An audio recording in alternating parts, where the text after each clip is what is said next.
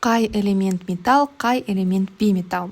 Біраз оқушы дәл осы сұрақтан қателеседі екен, немесе қалай ажырату қажет екендігін білмейді екен. Сондай оқушылар болса, бұл видео сендерге пайдалы болады. Енді металл мен бейметаллды жалпы қалай ажыратамыз? Ол үшін бізге тек қана периодтық кесе қажет.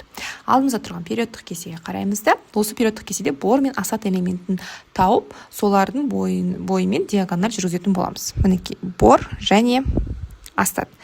Диагоналіміз жүргізіп алдық. Енді дәл осы диагональдің жоғарғы және астыңғы бөлігіндегі элементтерге қараймыз. Жоғарғы бөлігіндегі элементтердің барлығы бізде бейметалл болады, және төменгі бөлігіндегі элементтер металл болады. Бірақ бір ғана нюанс бар, өте кішкене ғана нюанс, соны еске сақтап аламыз. Бізде периодтық кеседе элементтер S, P, D, F деп жіктеледі. Сол жерде D элементтердің барлығы металл болады. Яғни ол сызықтың үстінде жатыр ма, астында жатыр ма, қарамаймыз, олардың барлығын біз металл деп қарастырамыз. Дәл мына периодтық кеседе бізде міне ашық қызыл түсті тұрған элементтер, как раз бізде D элементтер. Олардың барлығы бізде не? Металл. Енді бейметаллдардың саны өзі бар болғаны 22 ғана. Қазір соларды қарап шығайық. Қайсы бейметалл екен?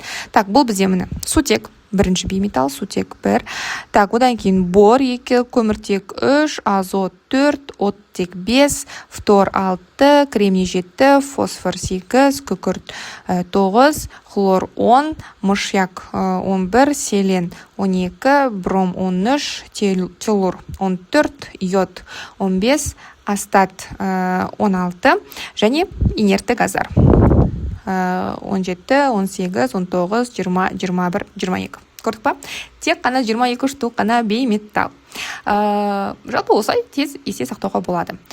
Бұл өте қажетті информация, өйткені ертең химиялық байланыстар тақырыбындағы, кристалдық тор тақырыбы бойынша сұрақтарды анықтау үшін бізге металл мен бейметаллды ажырата білуіміз қажет. Сондай-ақ реакция жазғанда, қосылыстарды жазғанда да өте керек ақпарат.